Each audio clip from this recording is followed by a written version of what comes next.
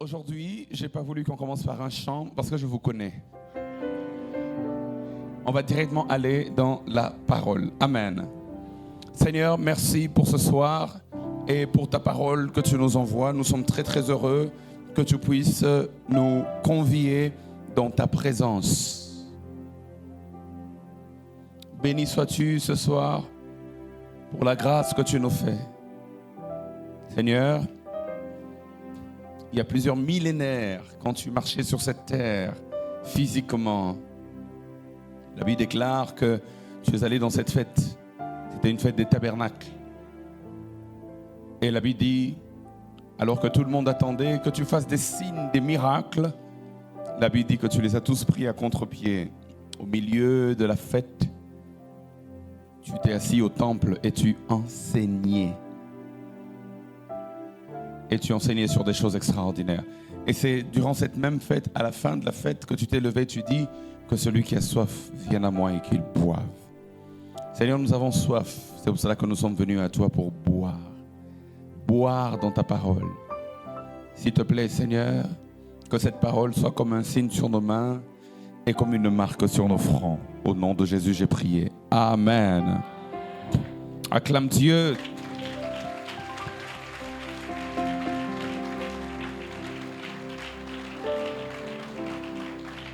Demain, par la grâce de Dieu, nous avons un culte de 9h à midi.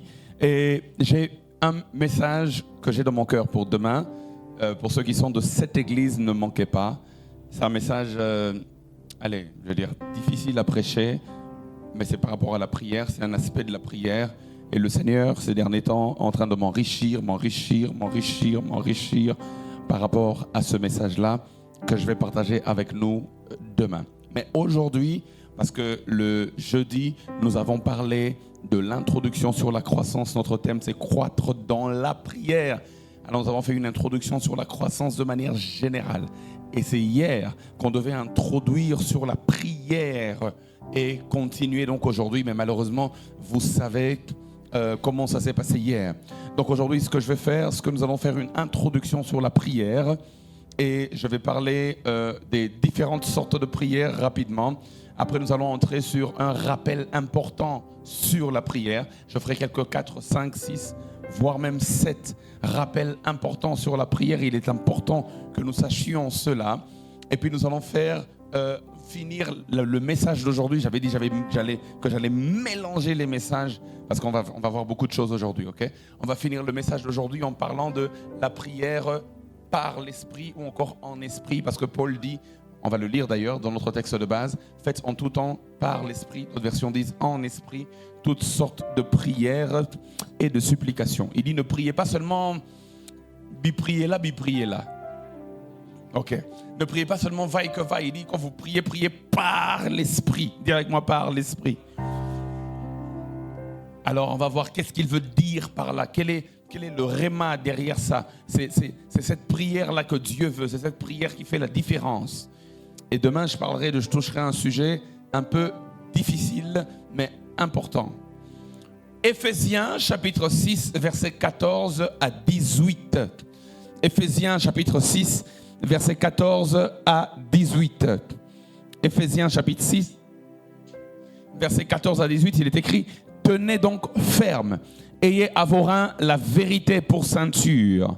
Revêtez la cuirasse de la justice. Mettez pour chaussure à vos pieds le zèle que donne l'évangile de paix. Prenez par-dessus tout cela le bouclier de la foi avec lequel vous pourrez éteindre tous les traits enflammés du malin.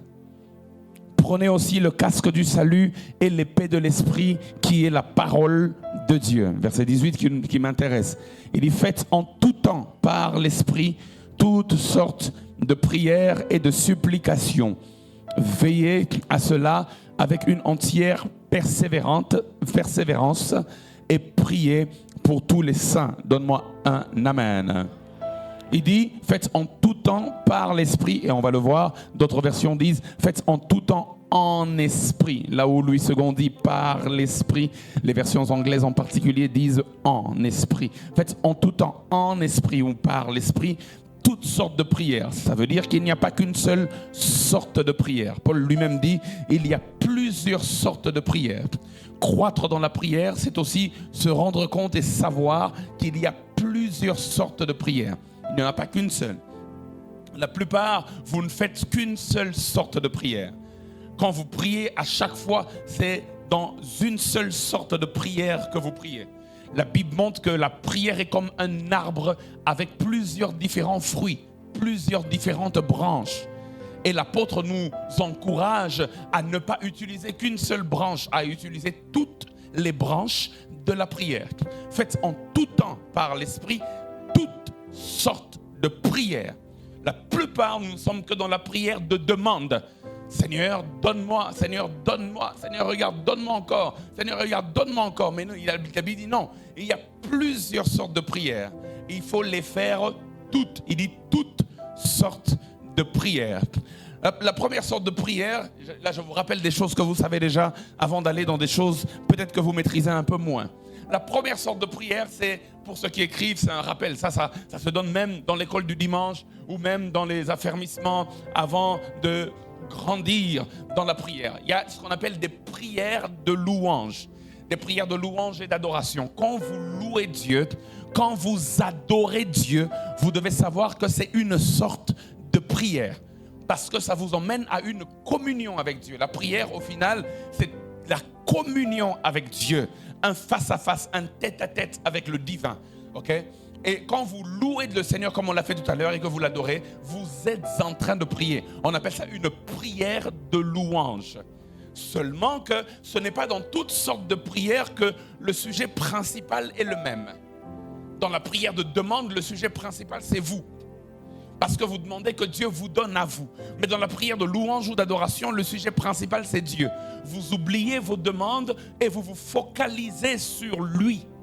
Vous lui dites qui il est, vous lui dites, vous les levez pour ce qu'il fait. Par exemple, dans Psaume chapitre 146, jusque dans Psaume chapitre 150, cette portion des psaumes de 146 à 150 sont appelés par les spécialistes de la parole de Dieu les Alléluia. Les Alléluia. Pourquoi c'est appelé les Alléluia? C'est appelé les Alléluia parce que dans cette portion de psaumes, à peu près 5 psaumes, le thème de la louange est central dans ces psaumes-là. C'est un modèle de prière de louange. Vous allez rentrer chez vous à la maison, si vous avez le temps de relire ou de réécouter la prédication, faites une pause à ce niveau-là et commencez à lire le psaume 146. Finissez ça, lisez le psaume 147, lisez le psaume 148, le psaume 149 et finissez par le psaume 150 pour avoir une idée des prières de louange. Je ne peux pas lire tout ça maintenant, c'est long et ça va me prendre tout mon temps, je n'ai pas beaucoup de temps. Prière de louange ou d'adoration, les Alléluia. Deuxième type de prière, c'est les prières de pénitence. Pénitence. Pénitence. Pénitence veut simplement dire confession des péchés. Pourquoi on appelle ça prière de pénitence? C'est parce que le thème de la confession des péchés est central à ces prières. Dans les psaumes, il y a 2 psaumes particuliers qui sont des psaumes pour ceux qui veulent demander pardon à Dieu. Je vous recommande ces 2 psaumes. Psaume chapitre 32 et surtout le plus connu, psaume, il y a des enfants de Dieu ici, ou bien psaume 51. Je vais vous lire une portion du psaume 51, versets 3 à 6, juste une portion. Regardez ce que David dit, parce qu'il avait commis un grand péché. Il avait couché avec Bathsheba, la femme d'Uri. Il dit, ô Dieu, aie pitié de moi dans ta bonté. Selon ta grande miséricorde, efface mes transgressions, mes péchés. Lave-moi complètement de mon iniquité et purifie-moi de mon péché. C'est une prière.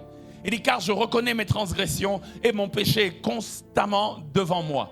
Verset 6 dit, j'ai péché contre toi seul et j'ai fait ce qui est mal à tes yeux, en sorte que tu seras juste dans ta sentence, sans reproche dans ton jugement. Et là, il est en train de demander pardon à Dieu pour un péché qu'il a commis. J'ai reçu des gens tout à l'heure au bureau.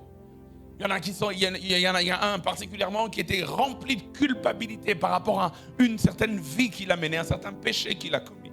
Et j'essayais de l'encourager, que Dieu pardonne les péchés. Il ne faut pas fuir Dieu quand tu as péché. Il faut revenir à Dieu parce que c'est auprès de lui que tu trouveras le confort. Il y a des prières de pardon de péché, de pénitence. Et David lui-même a demandé pardon pour son péché. Troisième type de prière que l'on fait rarement à l'église. Que l'on fait souvent dans l'église du Congo d'ailleurs. Prière de supplication. Prière de supplication. La prière de supplication, c'est un cri à Dieu pour ses propres besoins ou alors pour les besoins des autres. Le psaume 86 est un exemple type des prières de supplication. C'est un cri qu'on lance à Dieu pour ses propres besoins ou pour les besoins des autres. On supplie Dieu. Nazobondelayo. Nazobondelayo. C'est un type de prière de supplication. Mais Seigneur, toi-même tu avais promis, tu avais dit ceci. Seigneur, tu supplies le Seigneur. Tu as un cri que tu lances à Dieu pour tes besoins ou pour ceux des autres. Quatrième type de prière, j'en parlais tout à l'heure avec le pasteur Tony, il me disait que un de nos pères a écrit même tout un livre sur ça, sur les actions de grâce. Quatrième type de prière, c'est des prières de reconnaissance ou encore des prières de remerciement, où tu viens rendre grâce à Dieu pour ce qu'il a fait pour toi. Il y a des chants qui peuvent nous introduire dans ce genre de prière. What shall I render to Jehovah? On veut dire merci à Dieu encore. Osamalam, non, il y a un autre chant qui le rend mieux. Matondonayo Kolo. Ça, c'est un chant de remerciement. Et il y a des prières aussi, des remerciements. On dit merci à Dieu, on rend grâce à Dieu pour ce qu'il a fait pour nous. Cinquième type de prière, on est expert dans ce cinquième type de prière, c'est des prières de déclaration. Par exemple, dans Psaume chapitre 60, versets 8 à 14, une prière de déclaration. Parce qu'on a compris que la mort et la vie sont... Et David, dans Psaume 60, verset 8 à 14, il dit, Dieu a dit dans sa sainteté, je triompherai. Et il déclare, il dit, je partagerai Sichem, je mesurerai la vallée de Sukkot. Il dit, à moi Galad, il fait des déclarations, il dit, à moi Galad, à moi Manassé, Ephraïm est le rempart de ma tête et Juda est mon sceptre. Il dit, Moab est le bassin où je me lave. Il dit, je jette mon soulier sur Édom. Jeter son soulier pour les Juifs voulait dire prendre possession. Quand tu arrives sur une terre, tu jettes ton soulier, tu prends possession de la terre. Il dit, pays des Philistins pousse à mon sujet des cris de joie. Verset 11, il dit, qui me mènera dans la ville forte, qui me conduira à Édom? N'est-ce pas toi, ô Dieu, qui nous a repoussés, qui ne sortait plus avec nous? Et puis verset 14, il dit, avec Dieu nous ferons des exploits et c'est lui qui écrasera nos ennemis. C'est une prière de déclaration. Il appelle des choses qui ne sont pas encore. Il dit, à moi Galad, à moi Manassé. Il y a quelqu'un tout à l'heure, quand on va pratiquer toutes ces choses, qui doit appeler des choses qui ne sont pas encore. Il dit, à moi Galad. Il y a quelqu'un qui est dans la galère, il dit, à moi la prospérité. Dis avec moi, à moi la prospérité. Dis à moi la bonne santé. Dis à moi l'élévation. Dis à moi un mariage heureux. Dis à moi le bonheur. Dis à moi la grâce. Là, c'est des déclarations qu'on fait avec foi. David appelle Galad. Il dit à moi Galad. À moi Manassé. Amen. Hein? Territoires qu'il devait conquérir. Il les appelle par la prière avant d'aller dans le combat. Sixième type de prière, c'est des prières d'imprécation. Ça, c'est des prières de malédiction contre nos ennemis. On aime trop ça. Psaume 35 est un exemple, ou encore Psaume 52, ou encore Psaume 58, ou encore Psaume 140. 35, 52, 58, 140. C'est des prières d'imprécation. Là, il disait des choses graves. Je ne vais pas revenir sur ça. Je passe au septième type de prière. C'est des prières de combat spirituel. Prières de combat spirituel. Pour ceux qui écrivent, écrivez Psaume chapitre 91, versets 1 à 16. Versets 1 à 16. Gloire à Dieu. Amen. J'aimerais nous faire quelques rappels importants sur la prière. Restez sur moi. J'aimerais nous faire des rappels importants sur la prière. On va décoller. Vous êtes prêts? On peut y aller. Donne-moi un amen et j'avance. Donne-moi un amen et j'avance.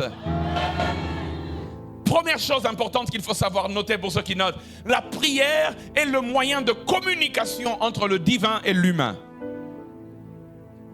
Le moyen par excellence de communication entre le divin et l'humain, c'est la prière. Je ne peux pas comprendre que tu me dises, pasteur, Dieu ne me parle pas, alors que toi-même, tu ne pries pas. La prière, c'est le moyen de communication entre le divin et l'humain. Si tu veux parler à Dieu et que Dieu te parle, l'un des endroits ou l'un des moments les plus propices à la chose, c'est dans la prière. Quand tu pries, Dieu te parle. Quand tu lui parles, il te répond. La prière est un moyen de communication entre le divin et l'humain. Jésus lui-même, avant les grandes décisions de sa vie, il allait prier. Même quand il devait choisir les 12 apôtres, il a passé toute une nuit à prier, de 18h à 6h. Quelqu'un a dit, il a prié 1 heure pour chaque apôtre. La prière, c'est le moyen de communication le plus efficace entre Dieu et l'homme. Si vous voulez être des hommes et des femmes qui entendent Dieu, vous devez devenir des hommes et des femmes de prière. J'ai remarqué dans la vie, plus tu pries, plus Dieu te parle. Oui, plus tu pries, plus Dieu te parle. Moi, je ne comprends pas que tu aies un problème de choix, mais tu n'arrives pas à prier. Toi-même, tu te poses la question de savoir, Seigneur, est-ce une bonne personne? Frère, il y a des gens qui peuvent être là, qui peuvent se mettre sous leur beau jour, au point que tu fais 2 ans avec la personne, tu ne sais jamais savoir si c'est une bonne personne ou une mauvaise personne. Parce qu'il y a des gens qui sont spécialistes à faire semblant. Mais la bonne chose est qu'il n'y a pas de secret pour celui qui prie. Il n'y a pas de secret pour celui qui prie. Pour celui qui prie, Dieu révèle toutes choses. La Bible déclare, il y a 2 enfants qui se battaient dans le ventre de Rebecca. Elle est allée prier. Et Dieu lui révèle. Et Dieu lui dit, il y a dans ton ventre 2 nations. Il dit, l'aîné sera assujetti au cadet. Dieu lui révèle des choses parce qu'elle est allée prier l'Éternel. Quand tu vas prier l'Éternel, tout ce qui est caché dans le ventre sera révélé. Donne-moi un amen et j'avance. Donne-moi un amen et j'avance. Je dis, quand tu vas prier l'Éternel, tout ce qui est à l'intérieur, que les gens ne voient pas, Dieu va te révéler ça. Et ce qui est particulier avec cette révélation, Dieu lui dit, il y a dans ton ventre 2 nations. Il ne lui révèle pas ce qu'il y avait. Il lui révèle ce qu'il y aura. Parce que ce qu'il y avait, c'était 2 bébés. Mais Dieu lui dit, il y a dans ton ventre 2 nations. Les bébés vont engendrer des bébés, des bébés, des bébés, et ça deviendra des nations. Rebecca est dans le présent, mais Dieu lui révèle l'avenir. J'aimerais parler à quelqu'un. Quand tu pries, Dieu peut te révéler l'avenir du monsieur qui te drague. Le monsieur là qui te drague là, Dieu va te révéler son avenir. C'est pour cela que les femmes de prière, un jeune étudiant pauvre peut venir la draguer. Elle dit oui. Tout le monde dit, mais pourquoi tu dis oui? Il dit, j'ai prié. Dieu m'a révélé non pas la pauvreté de son présent, mais la gloire de son futur. Deviens une femme de prière. Deviens un homme de prière. Les choses cachées sont révélées par là.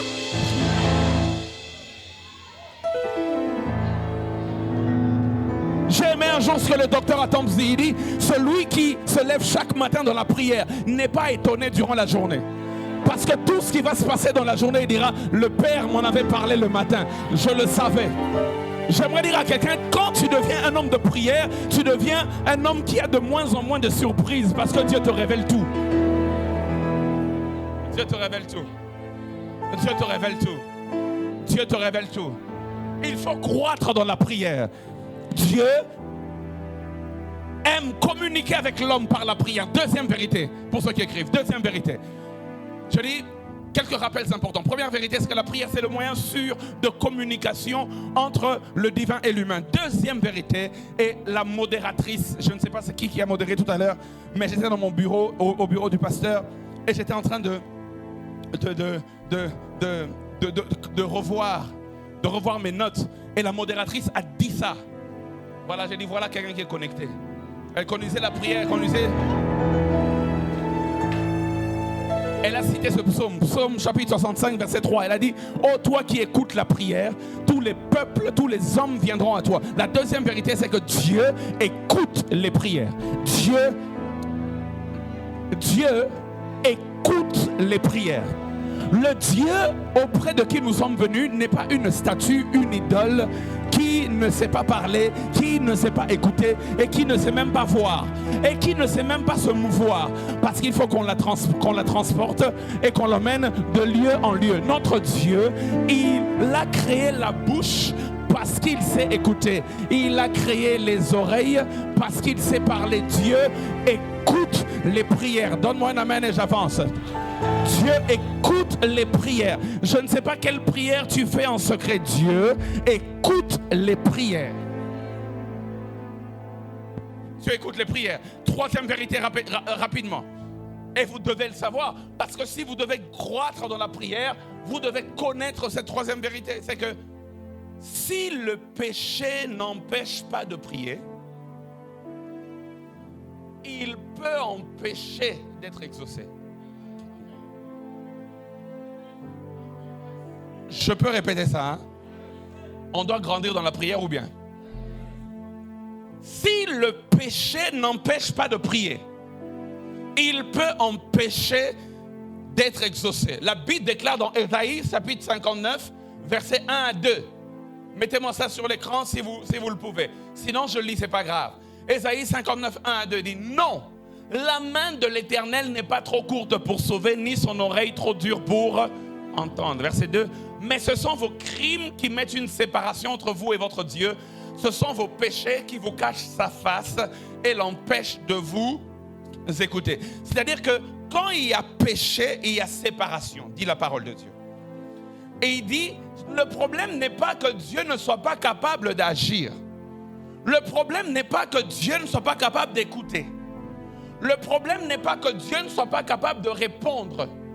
Mais il dit, parfois il y a un fossé qui se crée à cause de nos péchés. Il dit, la main de Dieu n'est pas trop courte pour agir. L'oreille de Dieu n'est pas trop dure pour entendre, mais ce sont quoi? Vos crimes. Ce sont vos péchés qui mettent une séparation entre Dieu et vous. C'est-à-dire qu'un homme de prière doit devenir de plus en plus un homme de sainteté. Parce que la prière sans sainteté est une perte de temps. Donne-moi un amen et j'avance. Parce que la Bible dit, le péché crée une séparation. La bonne nouvelle que nous avons aujourd'hui avec Jésus-Christ, c'est que le péché ne tue pas notre relation avec Dieu si nous sommes en Christ. Mais il tue notre communion. Il y a une séparation. Et Dieu dit, c'est pour ça que parfois avant de prier, il faut d'abord réparer. Il faut d'abord briser la séparation, réduire la distance. Et il y a quelqu'un ce soir qui doit réduire la distance d'avec Dieu. Parce que ça fait 2 mois, 3 mois que quand même tu sais que tu as commencé à aller trop loin. Tu as repoussé les barrières, frère. Lève la main si c'est toi. Gloire à Dieu, il y a des gens honnêtes qui ont levé la main. C'est-à-dire que les barrières, tu les as repoussées toi-même petit à petit. Et tu peux le sentir. Il y a des gens qui peuvent même le sentir, que ce que j'étais avant, je ne le suis plus. La manière dont je priais avant, je ne prie plus comme ça. Je me suis rendu compte, plus tu pêches, moins tu pries, plus tu pries, moins tu pêches. Dans ma vie, je me suis rendu compte, dans la vie en général, plus tu pêches, moins tu pries. Il y a une culpabilité. À chaque fois que tu veux prier, Satan te rappelle, il dit, et dit, toi là, arrête les blagues. Satan lui-même te tire de la présence de Dieu et dit, mon ami, viens, on va sortir d'abord. Allons prendre de l'air, on va parler. Alléluia. Alléluia. C'est le péché. Le péché peut empêcher d'être exaucé. Parce qu'il dit, son oreille n'est pas trop dure pour entendre, mais c'est vos péchés qui l'empêchent d'agir. C'est vos péchés qui l'empêchent de vous répondre. Quatrième vérité. Et ça c'est très important. Quand on dit que Dieu écoute la prière, c'est plus profond que ça. Je vais vous dire je vais énoncer tout à l'heure la quatrième vérité. Mais quand on dit que Dieu écoute la prière, c'est plus profond que ça. Parce que tout le monde peut prier. Mais Isaïe 59 dit par exemple que Dieu n'écoute pas tout le monde. À cause des péchés par exemple, ça c'est l'une des raisons. Mais il y a une autre raison encore plus profonde. Parce qu'en réalité, quand on dit que Dieu écoute la prière, c'est que Dieu écoute la foi. La quatrième vérité donc que j'aimerais vous donner rapidement, c'est que la prière doit être associée avec la foi. Sans la foi, la prière est une perte de temps. La prière doit être associée avec la foi. Jésus le disait dans Marc 11, 24. Église du Seigneur, écoute-moi. Marc 11, 24. Jésus le disait, et il le disait en ces termes. Il dit, c'est pourquoi je vous dis, tout ce que vous demanderez en priant, croyez que vous l'avez reçu et vous le verrez s'accomplir. Il ne dit pas que tout ce que vous demanderez en priant, vous le verrez s'accomplir. Il y a une condition pour que vous puissiez le voir s'accomplir. La condition, il dit, croyez que vous l'avez reçu et vous le verrez s'accomplir. Vous n'avez pas encore reçu, mais vous croyez que vous l'avez reçu. Alléluia. Alléluia. Vous croyez que vous l'avez reçu. C'est-à-dire que c'est même aux antipodes de ce que vous vivez. Tellement votre foi est grande que vous l'avez reçu. C'est là qu'une femme qui n'a pas encore d'enfant, mais elle a tellement prié, elle croit tellement qu'elle a déjà reçu son enfant, que vous la voyez aller faire la layette alors qu'elle n'a pas de grossesse. Et quand vous la regardez, vous dites, elle est devenue folle. Non, sa foi est tellement grande que sa réalité elle-même a commencé à la changer. Il dit, tout ce que vous demanderez en priant, croyez que vous l'avez reçu. Si vous n'avez pas cru que vous l'avez reçu, vous avez perdu votre temps, vous ne le verrez pas s'accomplir. C'est pour ceux qui croient qu'ils l'ont reçu qu'ils le verront s'accomplir. Et d'ailleurs, je me suis rendu compte parce que je faisais il y a quelques semaines en arrière, je faisais une étude sur la prière et je me suis rendu compte que Jésus-Christ, à chaque fois qu'il parlait de la prière, il ne manquait pas de mentionner aussi la foi. Comme si la prière et la foi sont indissociables. Un homme de prière doit croire. Un homme de foi doit prier. C'est indissociable. Et Jésus, il associait toujours la prière avec la foi. Le texte qu'on a lu tout à l'heure, il dit tout ce que vous demanderez en priant. On a comme l'impression qu'il parle de la prière. Tout ce que vous demanderez en priant. Après, il ajoute la foi. Il dit croyez que vous l'avez reçu et vous le verrez s'accomplir. Mais regardez un autre texte. Regardez un autre texte. Luc chapitre 18, verset 1. Luc chapitre 18, verset 1. Luc 18, 1. Luc 18, 1. Regardez ce texte.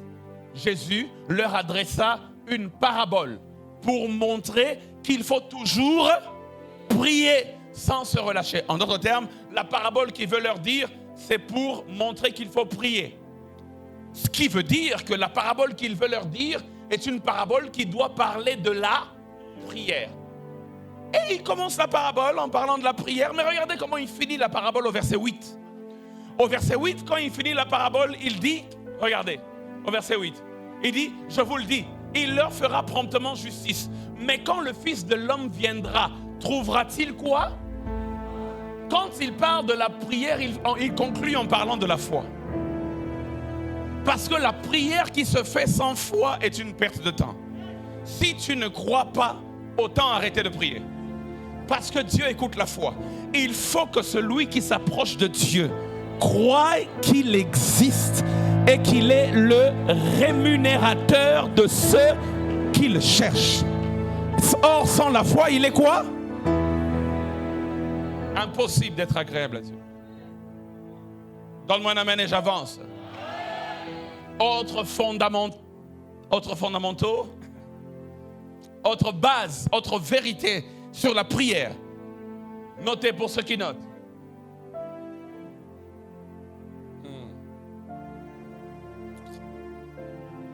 Le texte de Luc 18 nous montre, au-delà de la foi et de la prière, que certains exaucements demandent la persévérance.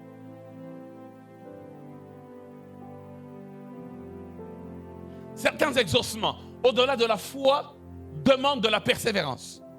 La Bible dit que Jésus leur enseigna une parabole pour leur montrer qu'il faut toujours sans se...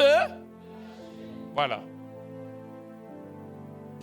C'est-à-dire que là, ce n'est pas seulement question de prière, c'est question de prière sans se relâcher. Donc c'est la persévérance dans la prière.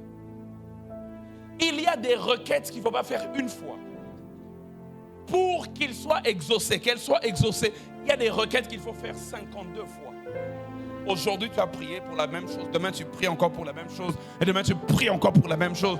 Et tu pries encore le lendemain pour la même chose. Et tu pries seulement pour la même chose. Je prie jusqu'à ce qu'il réponde.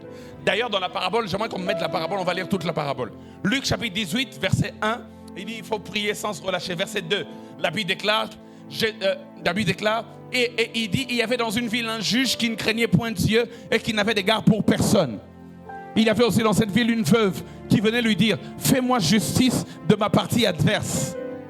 Pendant longtemps, le juge refusa. Mais ensuite, il dit en lui-même, quoique je ne craigne point Dieu et que je n'aie d'égard pour personne. Il dit néanmoins, parce que cette veuve m'importune, je lui ferai justice, afin qu'elle ne vienne pas sans cesse me rompre la tête. Et le Seigneur ajouta, entendez ce que dit le juge inique. Et il dit, et Dieu ne fera-t-il pas justice à ses élus qui crient à lui jour et nuit, et tardera-t-il à leur regard? Donne-moi un bon amen. Ici, il leur enseigne que ce qui a donné à cette veuve sa réponse, ce n'est pas forcément sa prière. Mais ce qui a donné à cette veuve sa réponse, c'est sa persévérance dans la prière. Elle venait chaque jour, dit, fais-moi justice. Le lendemain, elle vient encore, fais-moi justice. Encore, fais-moi. Et puis le juge regarde et dit, chaque jour, il vient me... Tu sais, des gens à qui on a donné des choses, non pas parce qu'on avait envie de leur donner, mais c'est pour ne plus voir leur visage. Tellement tu m'as cassé les oreilles. Fais ça dans le Montreux, hein. Le monsieur, pasteur, montre-nous bien, hein. Le monsieur, pasteur, montre-nous bien, hein. Le monsieur, pasteur, je voulais vous voir. Elle dit, Nini, pasteur, montre-nous bien. Chaque jour, si je viens au bureau, tu me dis, montre-nous bien, montre-nous bien. À un moment donné, frère, sois, Koya Souté. C'est la parabole que je suis en train de dire. Il dit, le juge est fatigué de la voir. Elle était trop persévérante. C'est pour ça que j'aimerais dire à un frère, tu as reçu un refus et tu as arrêté de draguer la sœur. Pourquoi?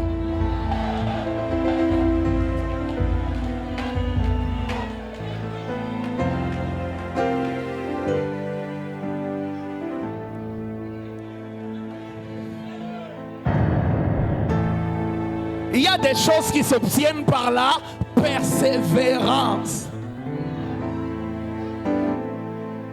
Je dis ça, je dis rien. Je ferme ma parenthèse. On rentre dans le texte. Donne-moi un amen. Il y a des choses qui s'obtiennent par la persévérance. La persévérance. C'est pour ça que Paul, lorsqu'il parle dans Ephésiens 6, il dit, faites-le avec une entière persévérance. Ephésiens 6, verset 18, remettez-moi ça sur l'écran, oui, merci. Il dit, faites en tout temps par l'Esprit toutes sortes de prières et de supplications, veillez à cela avec une entière. Parce que Paul sait qu'il y a des exaucements qui demandent la persévérance. Le Fils de l'homme lui-même, ça lui arrivait de prier de 18h à 6h. Yeah. Tu ne peux pas juste venir dire à Dieu, et Père, fais ceci. Et c'est fini. Il dit non. Pourquoi Jésus peut prier de 18h à 6h? Frère, dans le monde spirituel, il y a des choses qui demandent la persévérance. Il y a des choses qui demandent que tu importunes le ciel. Le ciel est fatigué d'entendre ta prière. Il dit, est-ce qu'on ne peut pas passer à autre chose? Il dit, tel que je le connais là, il ne va pas s'arrêter. Yonggi Cho, dont parlait le bishop tout à l'heure, son fils est mort et il prend le corps de son fils, il met dans son bureau et il commence à prier. Il dit, il va revenir à la vie. Il commence à prier. Il prie un jour. Il prie 2 jours. Il prie 3 jours. Le staff de son bureau, c'est son secrétaire et tout le monde, le gars là, il va mourir. Il prie, il veut rien manger ni boire, il prie. 4 jours. 4e jour, son fils revient à la vie. Et son fils qui rend les témoignages. Il dit, j'étais à moi parti. C'était tellement beau là où je suis parti que je ne voulais même pas revenir. Il dit, je ne voulais pas revenir. Après, quand je voulais entrer vraiment là voir le trône de Dieu, quand je vois le Père, il me dit, rentre sur terre. J'ai dit, mais pourquoi? Il dit, ton papa ne va pas arrêter de me casser les oreilles. Rentre.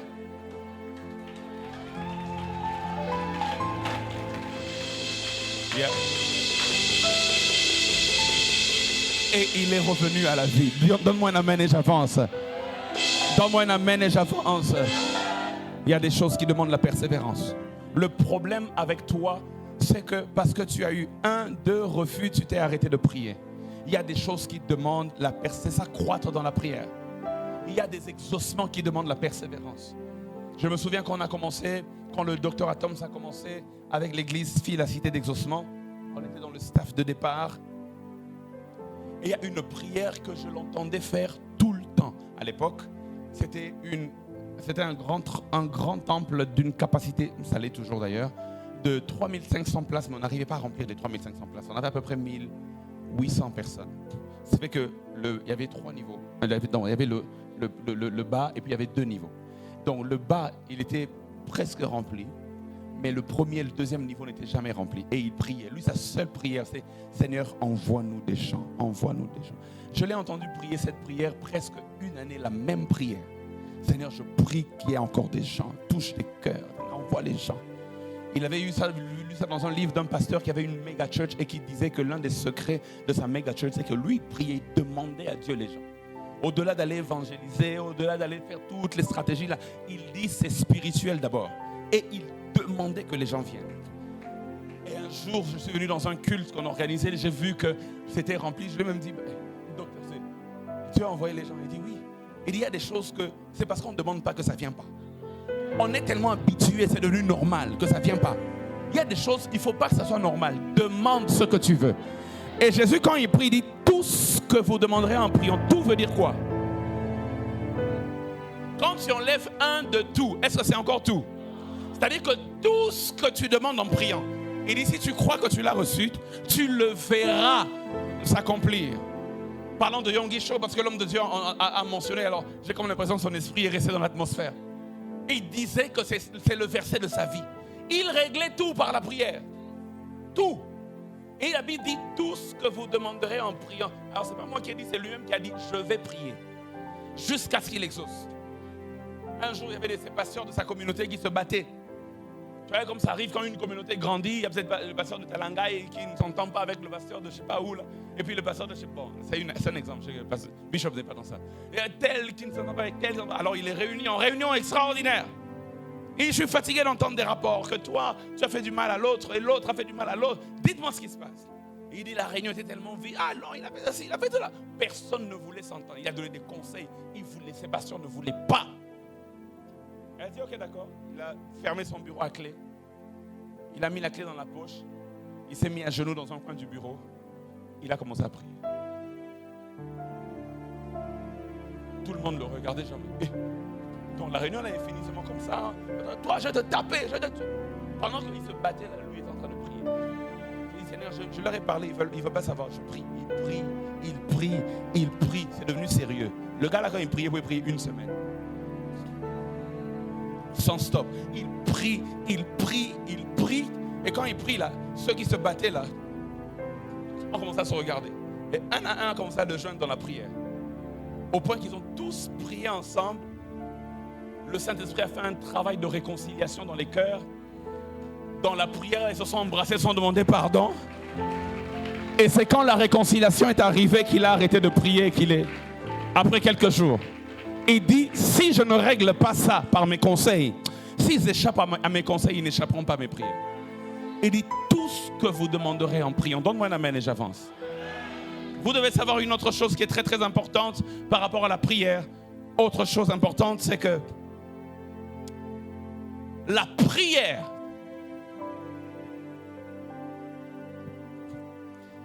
n'est pas seulement la parole prononcée.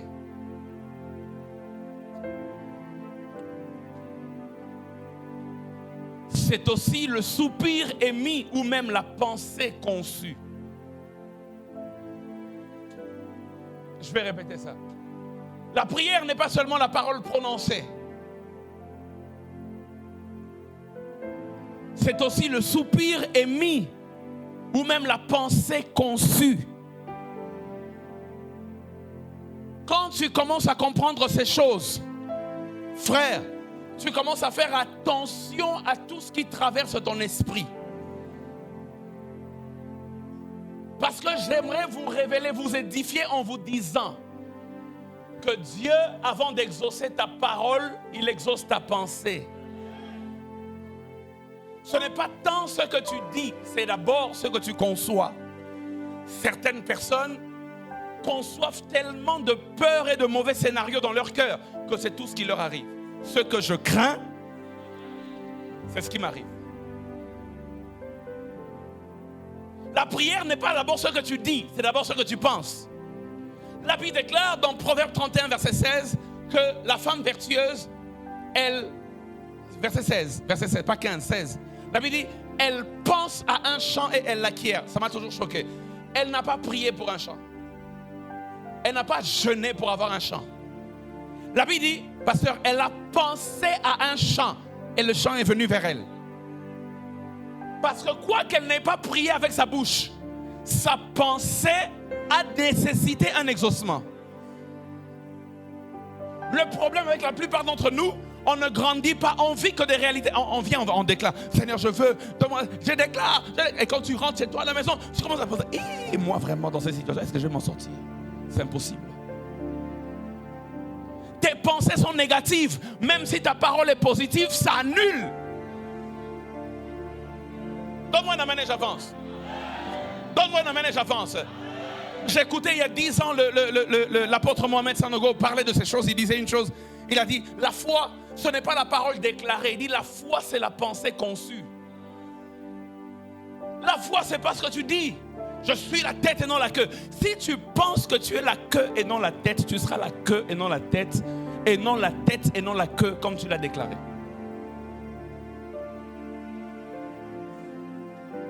Beaucoup d'entre nous, nous devons changer la manière de concevoir les choses. C'est-à-dire que c'est plus profond que ça. Donne-moi un amen. La parole, c'est en surface. La pensée, c'est en profondeur. Et c'est ce qui est profond qui soutient ce qui est en surface. Je peux vous dire une chose. Je peux vous dire une chose. Je n'ai pas donné ce texte à la technique. Vous savez, ça arrive comme ça que pendant que tu es en train de prêcher, le Saint-Esprit est en train d'inspirer les choses. Mais ils vont trouver le texte. Dites-moi, dans Jonas, chapitre 1 ou chapitre 2, la technique va trouver. Quand le bateau a commencé à être battu par les vagues et qu'ils étaient sur le point d'échouer, qu'est-ce qui était le problème? Répondez-moi, vous connaissez la parole de Dieu. Qu'est-ce qui était le problème? Jonas, n'est-ce pas? C'était Jonas le problème, n'est-ce pas? Mais la Bible dit, ils ont commencé à se consulter pour dire, si quelqu'un de nous a péché ici, qu'il puisse se confesser. La Bible déclare que pendant ce moment-là, Jonas est descendu au fond du navire et il est allé dormir. En d'autres termes, leur problème n'était pas ceux qui étaient à la surface. Leur problème, c'est celui qui était au fond. La plupart des problèmes de la vie, c'est les choses qui sont au fond de nos cœurs. C'est les choses qui sont au fond de nos pensées. Les choses qu'on ne voit pas mais qui sont enfouies dedans. C'est pas ce qui est en surface. C'est pas tes mèches qui sont le problème. C'est pas ton make-up qui est le problème. Ceux qui sont en surface, c'est pas ceux-là qui sont le problème. Le vrai problème du texte, c'est celui qui est au fond du navire. Jonas descendit au fond du navire, se coucha et s'endormit. C'est dans le fond, c'est le fond qui attire la tempête. Yes. C'est le fond qui attire la tempête. C'est pas la surface. La parole que tu dis là, ça sort de ta bouche, c'est en surface. Mais ta pensée profonde, c'est au fond. C'est le fond qui attire la tempête. Donne-moi un amen et j'avance. Donne-moi un amen et j'avance. Je prie que Dieu puisse corriger tes pensées. Oui, arrête de penser que nous on est les pauvres, les plus petits, les plus... Gédéon avec ce genre de pensée. Je suis le plus petit, de la plus petite tribu, de la plus petite famille. Dieu le regarde et dit, ton problème, c'est que dans ta pensée, tu te vois petit, moi je t'appelle vaillant héros. Il y a quelqu'un qui doit changer sa façon de se voir. Parce que si tu changes ta façon de réfléchir, tu changes ta vie. La femme vertueuse, elle pense à un champ. Elle acquiert. Elle acquiert. Est-ce que je peux vous édifier aujourd'hui? Je peux vous édifier aujourd'hui. Mettez-moi Ésaïe 65, verset 24. Je peux vous édifier aujourd'hui. La Bible déclare, c'est Dieu qui parle, il dit, avant qu'il m'invoque, je l'exaucerai. Avant qu'ils aient cessé de parler, j'exaucerai. Il dit, avant qu'il m'invoque, avant qu'il m'invoque. Mais moi, on m'a appris Jérémie 33, 3. Invoque-moi. Si tu ne m'invoques pas, je ne te réponds pas. Mais ici, Ésaïe contredit Jérémie. Mais les deux prophètes là devaient s'asseoir et se mettre d'accord sur qu'est-ce qui est la vérité. Finalement, Jérémie vient et dit, invoque-moi, je te répondrai. Ésaïe vient et dit, avant qu'il m'invoque, je répondrai. Finalement, il invoque, il répond quand j'invoque, ou il répond avant que j'invoque. Est-ce que je peux avancer? Quand tu invoques, tu dis des paroles. Dieu dit, je te répondrai. Mais Ésaïe dit, non, c'est plus profond que ça. Il dit, avant même qu'il n'ait invoqué, je réponds. Mais si tu n'attends pas que ça sorte de ma bouche pour que tu réponds à quoi? Parce qu'avant que ça ne devienne des paroles, c'est d'abord des... C'est-à-dire que Dieu répond aux pensées avant de répondre aux paroles. La prière, c'est d'abord ce que tu penses. Je peux édifier quelqu'un. Je peux édifier quelqu'un. Mettez-moi Jean chapitre 11, verset 41 à 42. On va voir encore regardez la subtilité de la chose. Ils ôtèrent donc la pierre. Et Jésus leva les yeux en haut et dit, Père, je te rends grâce de ce que tu as fait quoi? Maintenant lisez le verset 42. Il dit, pour moi je savais que tu m'exauces, mais j'ai parlé à cause de la foule qui m'entoure, afin qu'ils croient que tu m'as... Il dit, je n'ai pas parlé pour que tu m'exauces. Il dit, si j'ai parlé, c'est à cause de la foule. J'ai parlé pour eux, pas pour toi. Parce que pour toi, avant même que je parle, je t'ai déjà rendu grâce que tu m'as quoi? Mais si avant qu'il parle, il rend grâce qu'il a été exaucé. Donc, qu'est-ce qui a ressuscité Lazare? La déclaration de Lazare sort ou la pensée qui était dans le cœur? Vous pensez que Lazare est revenu à la vie quand Jésus a dit Lazare sort. Il dit non, j'ai parlé pour la foule. Mais avant que je dise Lazare, tu m'avais déjà... Donc Dieu, ce jour-là, a exaucé la pensée de Jésus avant la déclaration de Jésus. Si tu veux que Dieu t'exauce, change ta manière de... Oh yeah. Et le bishop ajoute dans un texte, donne-moi un amen en avance. La femme à la perte de sang, la Bible déclare, elle se disait en... Si seulement je puis toucher. Elle n'a pas déclaré, elle s'est dit. Et parce qu'elle s'est dit, elle a touché. La Bible déclare, une force est sortie. La force est sortie en direction de quoi? De sa pensée, de ce qu'elle se disait. Et Jésus dit, une force m'a quitté. À cause de tes pensées positives, tu vas faire quitter des forces du trône de Dieu vers toi. Donne-moi un amen et j'avance. Donne-moi un amen et j'avance. Change ta manière de te voir. Change ta manière de te voir. Change ta manière de te voir. Change ta manière de te voir. Veille sur tes pensées. Oh mon Dieu. Il me reste même combien de minutes là? J'ouvre.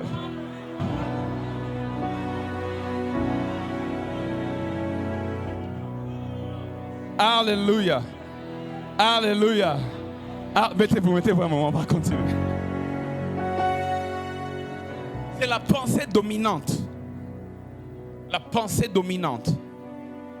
La pensée dominante. La pensée dominante. Le problème de la plupart d'entre nous, c'est que Nos pensées ont les couleurs de nos circonstances.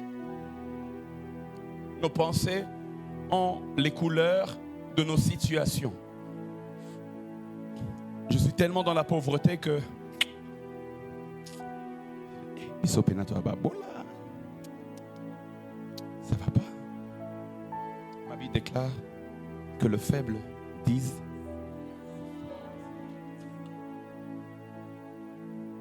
attendez. Mais si la Bible l'appelle faible, parce que la Bible ne dit pas que le fort dise je suis fort. La Bible ne dit pas que le riche dise je suis riche. La Bible dit que le faible. Donc, la vérité de la parole de Dieu reconnaît qu'il est faible. Mais il dit quoi qu'il soit faible, que lui-même ne dise pas qu'il est faible. Qu'il dise qu'il est fort. Tu n'es pas obligé de t'appeler en fonction de tes circonstances. Tu n'es pas obligé de te nommer toi-même en fonction des circonstances de ta famille. Que le pauvre dise, dis avec moi je suis fort. Bon, si tu es une femme, ne dis pas je suis fort quand même. Dis avec moi maintenant je suis riche. C'est ça. C'est un état d'esprit. Quand tu commences à intégrer ça, la couleur de ta vie dépend de la couleur de tes pensées. Par-dessus tout, veille soigneusement sur. Par-dessus tout, veille soigneusement sur. Car il est la source de tout ce qui fait ta vie. Je peux continuer? Je peux continuer. Mettez-moi quand même de temps en temps le décompte, hein? Même si je vais déborder, c'est clair. Mais que je ne déborde pas trop non plus. Sinon, ça devient abusé. Vous voulez pas, quelqu'un dit pas du tout. Oh mon Dieu, on peut aller jusqu'au matin. Hein? Ah, ça peut devenir veille de gloire et vous n'allez rien comprendre même. Amen. Amen. Mettez-moi le décompte, j'aimerais voir si je continue ou bien comme j'ai ouvert une brèche sur la pensée, que j'entre là-dedans. Parce que j'ai tout un enseignement. C'est la bonne chose d'avoir des Ok. Il me reste 23 minutes. Je pense que je peux basculer dans ça avant de revenir dans mon thème sur la prière. J'ai ouvert une belle parenthèse que j'aimerais que nous puissions exploiter.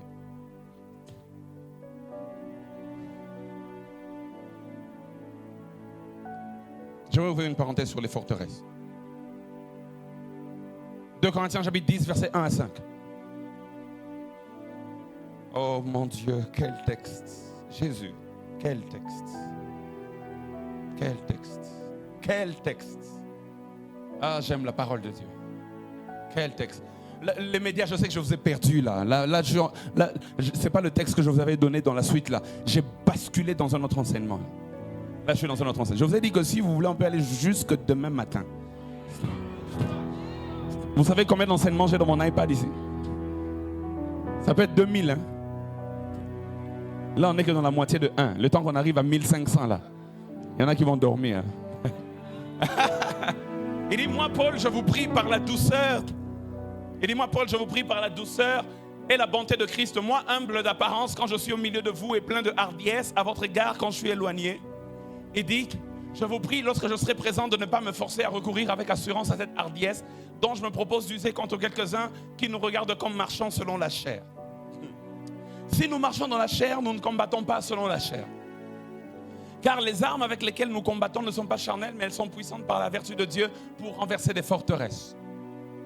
Nous renversons les raisonnements et toute hauteur qui s'élève contre la connaissance de Dieu et nous amenons toute pensée captive à l'obéissance de Christ. Donne-moi un amen. Paul dit, la raison pour laquelle je prie, je ne combats pas la chair, il dit, mais les armes avec lesquelles je combats sont puissantes par la vertu de Dieu. Il dit, ce n'est pas la chair que je combats. Il veut dire, ce n'est pas mes contemporains que je combats. Il dit, il y a des faux docteurs, des faux apôtres qui sont venus parmi vous, je vous mets dans le contexte. Des faux apôtres sont venus à Corinthe et ils ont commencé à combattre Paul, ainsi que ses enseignements. Il dit, c'est un faux. Paul, c'est un faux, c'est un faux. Maintenant, Paul est en train de se défendre. Il dit, moi, je ne combats pas selon la chair. Ce n'est pas la chair que je combats. Il dit, car les armes avec lesquelles moi je combats, il dit, elles sont puissantes. elles ne sont pas charnelles, elles sont puissantes par la vertu de Dieu pour renverser des forteresses. Alors que eux s'attaquent aux hommes, moi je m'attaque au système. Il dit, je renverse les forteresses. Maintenant, il explique, Pasteur Tony, il explique c'est quoi les forteresses en question, verset 5. Il dit, nous renversons les raisonnements. Dis avec moi, raisonnement. Et il ajoute, il dit, et toute hauteur qui se lève contre la connaissance de Christ. Donne-moi la main. Amen. Et nous ramenons toute pensée captive à l'obéissance au Seigneur Jésus-Christ. Les raisonnements, d'autres versions disent les faux raisonnements, c'est dans la pensée. Il dit toute hauteur qui se dresse contre la connaissance de Christ, c'est toujours dans la pensée. Amen. Il dit et nous ramenons finalement quoi? Toute pensée captive. Les forteresses dont il parle, auxquelles il s'attaque, se trouvent toutes dans la pensée. Le vrai combat de la vie chrétienne, c'est celui-là. C'est le renversement des forteresses de la pensée. On est né dans des cultures qui nous ont inculqué des choses. On est né dans des familles qui nous ont montré une certaine manière de faire. Et parfois, ces choses-là sont contraires à la parole de Dieu et à la volonté de Dieu. Et Paul dit, quand vous venez à Christ, l'un des travaux les plus importants que vous devez faire, c'est que les forteresses de la pensée soient renversées et que votre raisonnement soit ramené à l'obéissance au Seigneur Jésus. Vous allez vous rendre compte que c'est pour cela que lorsque David a lancé sa pierre à Goliath, il le lui a lancé au front. Parce que le front symbolise la pensée. Et Goliath est un incirconcis. Dans notre guerre contre les incirconcis, c'est les pensées qu'on doit changer. C'est pour ça que la Bible va plus loin. Elle dit, et quelqu'un a besoin d'entendre cela, la Bible déclare encore, j'aime beaucoup ce texte, 1 Chronique 21:1. Mais avant qu'on nous mette ça sur l'écran, je vous pose une question. Chris, quand Satan se lève contre une vie, qu'est-ce qu'il fait? Vous savez, quand Satan se lève contre une vie, plusieurs peuvent penser que il va emmener beaucoup de tentations. Mikolo, Satan télémélinga dans une tentation fort, pasteur. N'a qui est à gauche pour une tentation, n'a qui est à droite pour une tentation. Et Satan se lukanga. Quand Satan se lève contre une vie, d'autres vont penser que quand il se lève, il emmène beaucoup de combats. Tout ce que je touche ne marche pas. Mon boss veut me chasser à la maison. Incompréhension avec mes parents, même avec mon chéri. Incompréhension sur un combat. C'est Satan qui s'est levé contre ma vie. 1 Chronique chapitre 21 verset 1, la Bible déclare, Satan se leva contre Israël et il excita David à faire le dénombrement d'Israël. Il s'est levé contre Israël. Bizarrement, il n'a pas levé une armée contre Israël. Moi, je pensais que si Satan se lève contre Israël, c'est qu'il va entrer dans le cœur des Philistins pour que les Philistins viennent attaquer Israël. Mais dit, quand Satan s'est levé contre Israël, qu'est-ce qu'il a fait? Il a donné une idée à David. Il a excité avec une idée. Il dit, fais le dénombrement du peuple. Fais le dénombrement du peuple. David a fait le dénombrement du peuple et Dieu a frappé le peuple. Mais la Bible dit que ce qui était derrière, Satan. Quand Satan se lève contre ta vie, il te donne une pensée.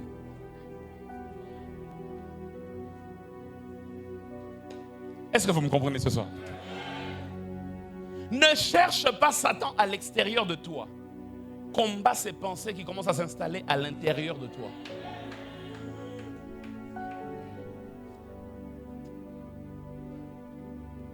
Oui, il y a des gens qui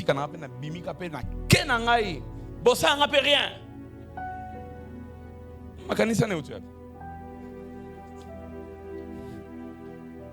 Le frère là, il est bon envers toi. À chaque fois que tu le regardes, j'ai seulement envie de rompre. À Salonine. Avez-vous vu la déclaration de la femme d'un célèbre joueur international? Quelqu'un sait de quoi je parle? Je ne vais pas citer son nom parce que moi, vous connaissez de qui je parle. Il est brésilien, c'est tout ce que je peux dire. Un chrétien qui craint Dieu, qui sert Dieu et qui a beaucoup d'argent. Il est beau, il est élancé. Il est élégant et il était ballon d'or. Tout ce que les femmes aiment. Maintenant, sa femme, avec qui il avait fait quelques années, le quitte. On lui pose la question dans une interview, pourquoi tu l'as quitté? Et non, il était trop parfait, irréprochable, faisait jamais d'erreur. Il me trompait même pas. Moi, je voulais pimenter un peu la relation, mais il est Bolukaka. Si tu es assis à côté d'une sœur, pose-lui la question d'abord.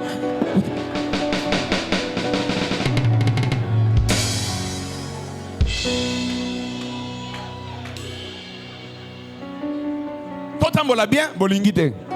Totambola mabe, bolingite. Finalement, bolingi.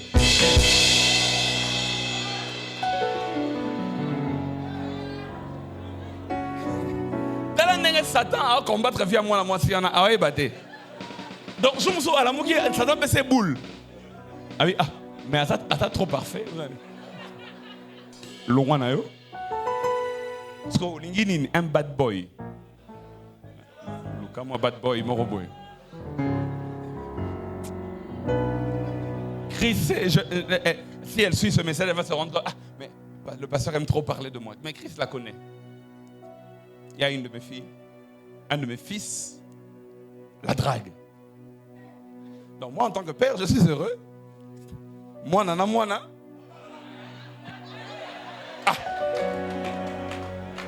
Nana joie. Alors je reçois ma fille. Je dis mais pourquoi tu ne veux pas de lui? Parce qu'elle ne veut pas de lui. Le pauvre fils, il la drague sérieusement. Elle ne veut pas. Elle dit mais ma fille. Maintenant, moi, en tant que père, je ne peux pas montrer que je veux trop de ça. Parce que je n'ai pas envie qu'elle me dise plus tard, c'est toi qui m'avais poussé dans ça. Tu vois, non? Je refuse que ce qui est arrivé à Dieu m'arrive. Parce qu'un jour, Adam a dit à Dieu, c'est la femme que toi, tu m'as donnée. Dieu avait une bonne intention. Il n'est pas bon que l'homme soit seul. Je lui fabriquais une femme. Et puis un jour, moi, je n'ai pas cherché ça, c'est toi qui m'as donné ça. Donc, je n'ai pas envie qu'un jour, il me balance à la figure. Donc, je voulais être au milieu du village, diplomatique. Alors, je lui pose la question. Je dis, pourquoi tu ne veux pas de lui? Et vous savez ce qu'elle me répond? Ça m'a fait rire. J'ai compris ce qu'elle voulait dire. Mais ça m'a fait rire. Elle dit, ben non. Il aime trop parler de la Bible.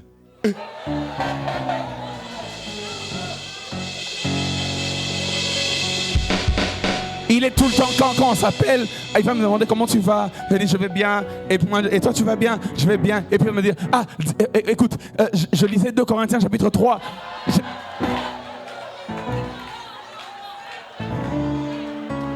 La fille dit, c'est pas ça. Elle dit, oh, mais si il aime parler de la Bible, c'est que c'est un enfant de Dieu. Il aime la parole de Dieu. Alors c'est bien. Et tout. Elle dit, non. Moi je veux quelqu'un avec qui on peut parler de tout et de rien. Moi, na Bible.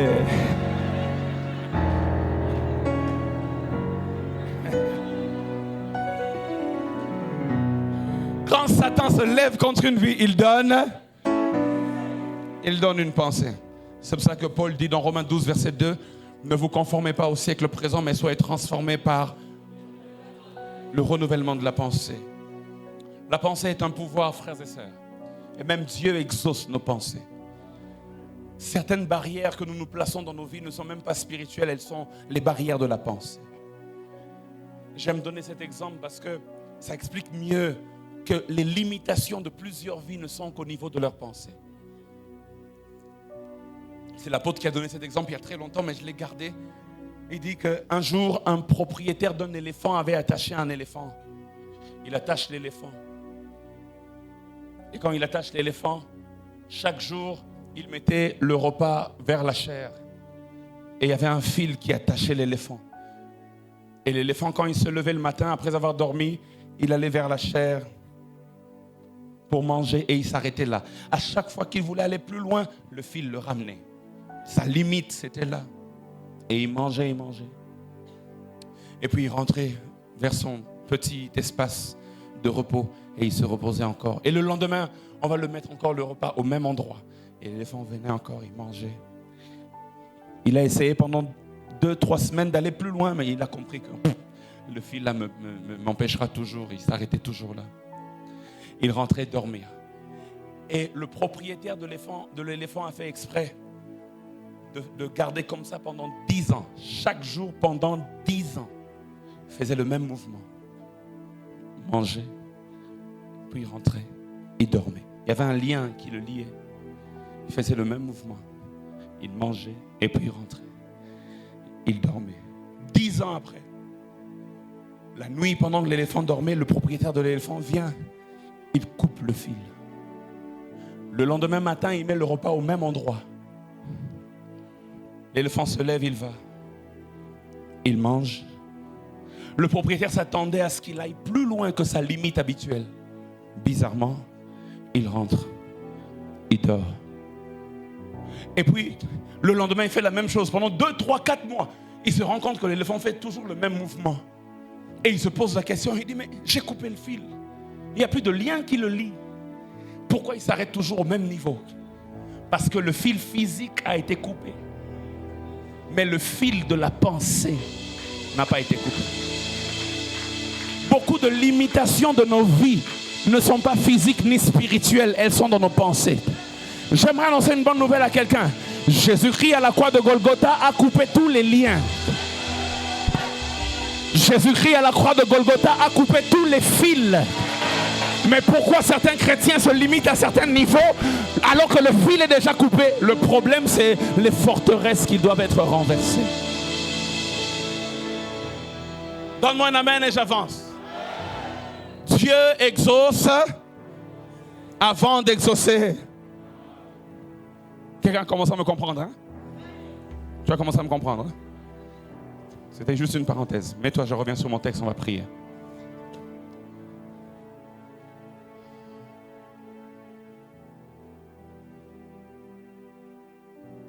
Éphésiens chapitre 6, verset 18.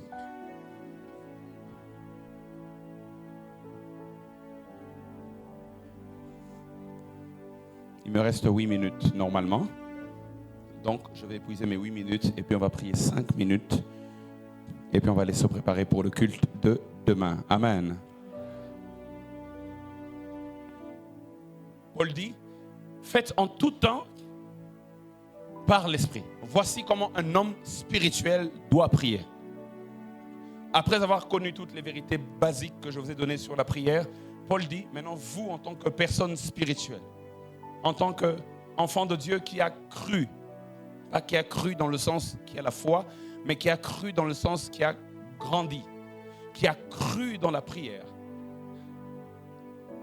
Croître dans la prière. Comment vous devez prier? Il dit, vous devez prier en tout temps. Vous devez prier par l'esprit. Par l'esprit veut dire, la version NIV en anglais dit, and pray in the spirit. La version anglaise ne dit pas par l'esprit, la version anglaise dit en esprit. C'est-à-dire qu'un chrétien spirituel doit prier en esprit. Que veut dire en esprit? Que veut dire par l'esprit? Les mots sont utilisés de manière interchangeable selon les versions. Mais en esprit ou par l'esprit veut dire premièrement, notez ça, c'est très important, en communion avec l'esprit. Quand vous priez, priez en communion avec l'esprit. Dans la vidéo de présentation qu'on balance chaque jour avant que je ne monte, je dis une phrase au départ, pour celui qui est attentif, il se rend compte que la phrase est incomplète. Parce que je dis, dans la vidéo de présentation, si quelqu'un vous demande de prier, mais qu'il ne vous donne pas un sujet de prière, il y a 2 façons de prier pour la personne. Premièrement, l'observation. Et je dis dans la vidéo de présentation, observe ma vie et regarde ce qui manque et demande à Dieu de me le donner. Première possibilité. Sauf que la régie, pour raison d'économie du temps, les médias se sont arrêtés là. Alors que j'avais annoncé dans la vidéo qu'il y a 2 manières. La deuxième manière n'est pas révélée dans la vidéo. Et la deuxième manière, là, c'est ce que je vous révèle maintenant. Quand quelqu'un te demande de prier, mais qu'il ne te donne pas un sujet de prière, prie pour lui par l'esprit. Par l'esprit veut dire inspiré par l'esprit.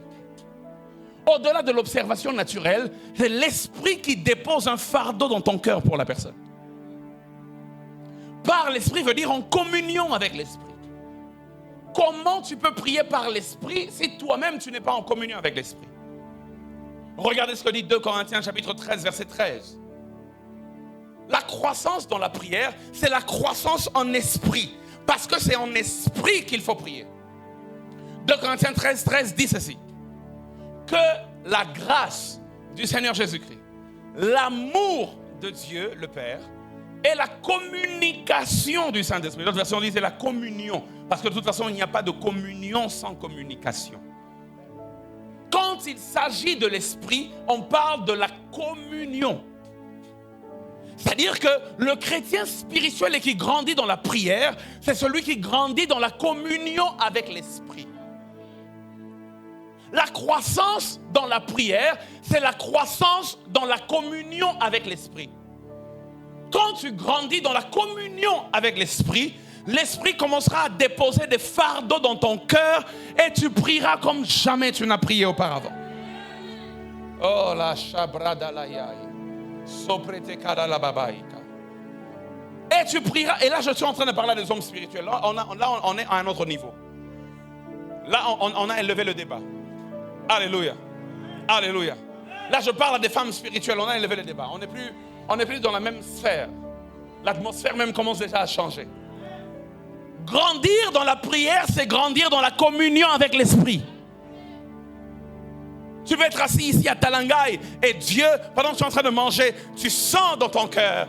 Prie pour ta sœur qui est en France, à Rouen, en ce même moment. Élève ta voix, commence à prier. Et tu commences à parler en langue et Dieu là-bas en France délivre quelqu'un d'un accident.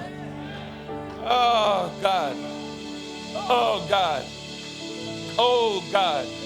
C'est ça la croissance dans la prière. Quand tu grandis en esprit, tu grandis dans la communion avec l'esprit, tu fais des prières différentes. Tu touches au cœur de Dieu dans la prière. Parce que je vais vous le montrer demain. Je dis c'est une prédication difficile que je dois prêcher demain. Et je vous prie demain, soyez patients envers moi et dormez bien la nuit. Parce que j'ai besoin de vos cerveaux demain.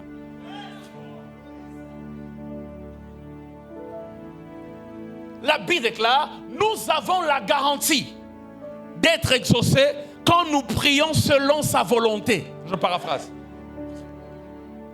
La différence entre le chrétien charnel et le chrétien spirituel. Le chrétien charnel prie selon la volonté du chrétien charnel. Le chrétien spirituel, il prie en esprit. C'est-à-dire qu'il prie selon la volonté de l'esprit. Et la volonté de l'esprit, c'est la volonté du Père. Ils sont un. C'est pour cela que là où le chrétien charnel peut prier et ne pas être exaucé, le chrétien spirituel peut se lever et dire, je sais qu'en ce qui me concerne, tu m'exauces toujours. Parce que je prie en esprit. On va y revenir demain avec plus de détails. Parce que je prie en esprit. Oh mon Dieu, oh mon Dieu, oh mon Dieu. Dans la vie spirituelle, il n'y a pas de croissance sans dépendance à l'esprit. Le bébé dans la vie spirituelle, c'est celui qui est indépendant. Le mature dans la vie spirituelle, c'est celui qui est dépendant. Le bébé dans la vie spirituelle, c'est celui qui est indépendant, il fait les choses comme il veut. Mais plus tu grandis dans la vie spirituelle, plus tu deviens dépendant de Dieu. Le fils prodigue a voulu son indépendance. Il a pris le bien de son père, il a dilapidé. Et puis il a compris un jour, je rentrerai à mon père. Il s'est rendu compte que la vraie indépendance, c'est être dépendant du père.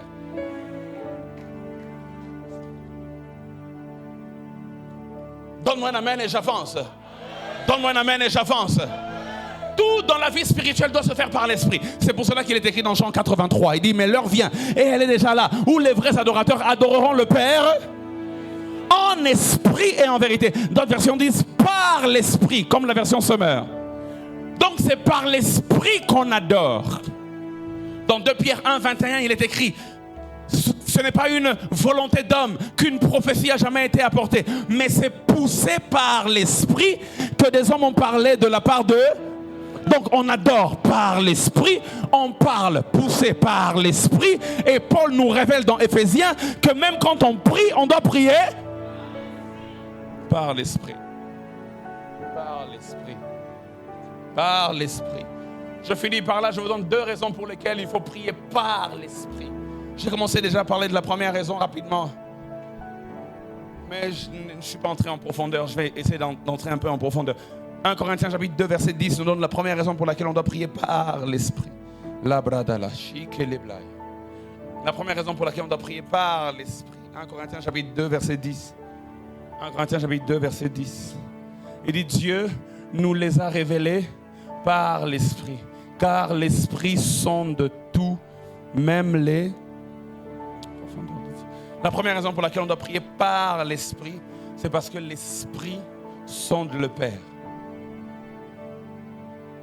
Oh, Shadabai. L'Esprit sonde le Père. Et puis l'Esprit sonde tout, même les profondeurs du Père, même les profondeurs de Dieu. C'est-à-dire, même ce qui est caché en Dieu en profondeur. L'Esprit sonde. Il sait savoir. Maintenant, toi, tu pries vaille que vaille. Tu pries tellement qu'ellement. Tu pries bizarre. Prie poussé par l'Esprit. Parce que si tu pries poussé par l'Esprit, tu pries selon les profondeurs de Dieu. Donne-moi un amen et j'avance. Tu ne peux pas rater ton exaucement parce que ta prière vient des profondeurs de Dieu. Sondée par l'Esprit. L'Esprit sonde même les profondeurs de Dieu. Il dit, nous, on ne peut pas sonder les profondeurs de Dieu. Mais là où le game est truqué en notre faveur, là où nous avons l'avantage, et l'une des raisons pour lesquelles Jésus disait même, il est avantageux pour vous que je m'en aille. Parce que si je m'en vais, je vous enverrai l'Esprit. Parce que quand vous avez l'Esprit, vous avez Dieu en permanence avec vous, en vous. Et les profondeurs de Dieu vous sont révélées. Là où votre intelligence ne peut pas percer le mystère, l'Esprit dépose cela. Il dit c'est par l'Esprit que Dieu nous les a révélés. Toutes ces choses nous ont été révélées par l'Esprit. Tu ne perdras plus de temps pour prier pour des choses que Dieu ne calcule pas pour toi. Seigneur, je prie pour Thierry. Dieu regarde, il dit, par rapport à la destinée que j'ai tracée pour toi, Thierry sera une perte de temps. Mon plan ne s'accomplira pas avec lui dans ta vie. Je le connais, je l'ai fabriqué, je l'ai créé. Moi, je veux André. Toi, tu ne veux pas André. Toi, tu pries charnellement parce que tu regardes les tablettes de chocolat de Thierry. Mais l'Esprit te dit, au-delà des tablettes de chocolat, il y a une destinée. Je suis en train de parler des choses terre à terre, mais je prie que tu comprennes le langage spirituel. La volonté de l'homme n'est pas toujours la volonté de Dieu. Ce qui importe sur la terre, Jésus nous a appris à prier. Il dit que ta volonté soit faite sur la terre comme au ciel. Le but de Dieu n'est pas que ta volonté à toi soit faite, mais que la volonté du Père soit faite sur la terre comme elle est faite dans le ciel. Le problème du chrétien, on est trop charnel. On demande les choses selon nous. Mais la Bible dit, quand l'Esprit est en nous, l'Esprit sonde tout, même les profondeurs du Père. Il demande les choses selon Dieu. Oh mon Dieu. Il demande les choses selon Dieu. C'est pour ça que Paul dit, faites en tout temps toutes sortes de prières, mais ne les faites pas charnellement. Faites-les par l'Esprit. Par l'Esprit. L'Esprit va te révéler. En ce moment, Dieu veut libérer des bénédictions. Commence à prier. L'Esprit va te révéler. En ce moment, Dieu veut que tu l'adores. Commence à adorer. L'Esprit va te révéler. En ce moment, fais ceci. C'est lui qui te dirige. Et tu ne peux pas te tromper quand c'est l'Esprit qui dirige tes pas. L'Esprit va venir dire à Jacob, Jacob, tu es en train de dormir. Ton père Isaac veut libérer la bénédiction. Alors toi, mets-toi dans les dispositions pour recevoir. Ton père a parlé à ton frère, tu n'étais pas là. Ton père a parlé à ton frère, tu n'étais pas là. Mais la bonne nouvelle, c'est que moi, j'étais là et j'ai entendu. Par l'Esprit. Par l'Esprit. Par l'Esprit.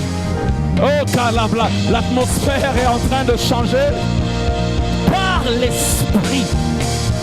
C'est-à-dire, si tu veux grandir dans la prière, grandis d'abord dans la communion avec l'Esprit. Par l'Esprit. Par l'Esprit.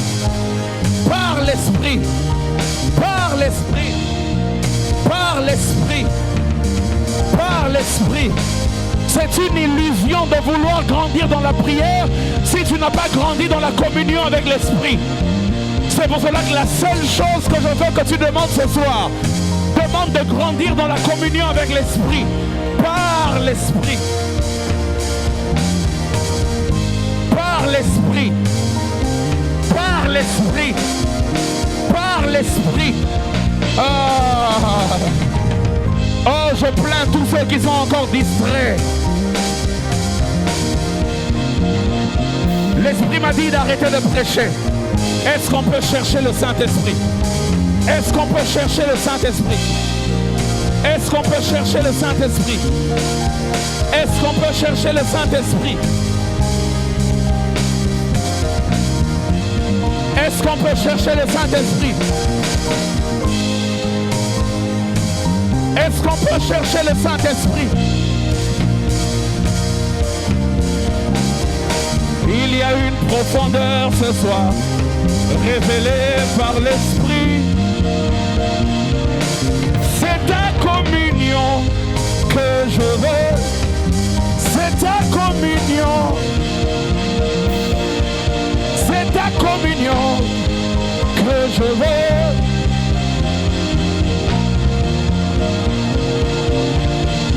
Il y a une profondeur révélée par l'Esprit. L'Esprit sonde tout, même les profondeurs du Père. C'est ta communion que je veux. C'est ta communion que je veux. C'est ta communion que je veux. C'est ta communion.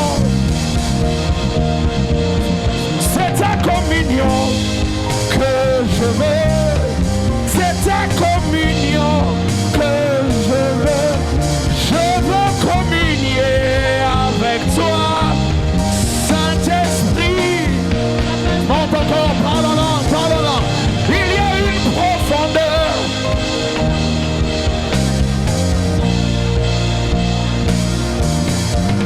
Il y a une profondeur révélée par l'Esprit. Il y a une profondeur sondée par l'Esprit. Oui, l'Esprit sonde tout, même les profondeurs du Père. Hey.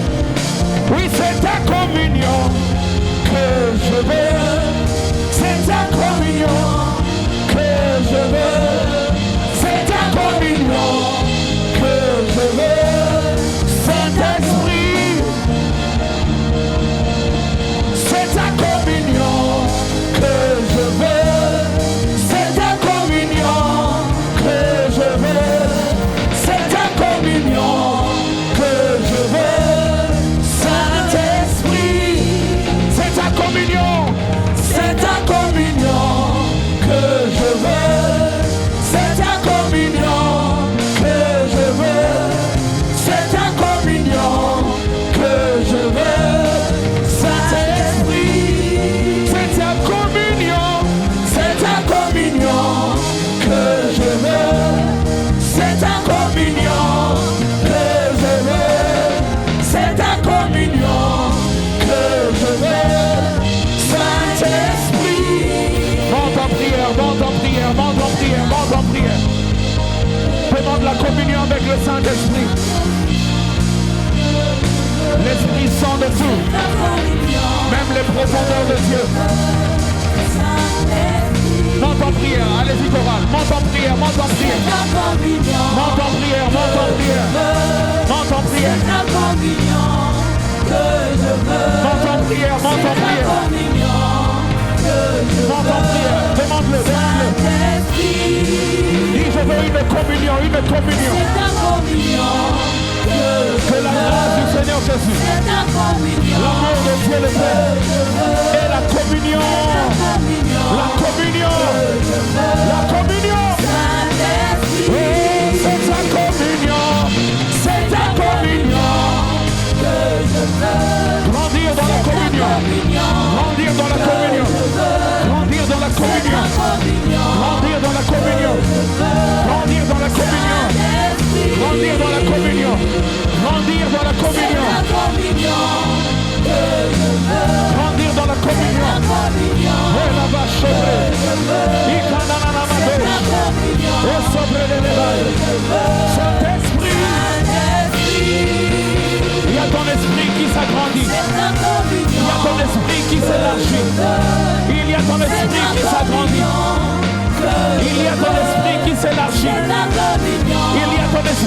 agrandit.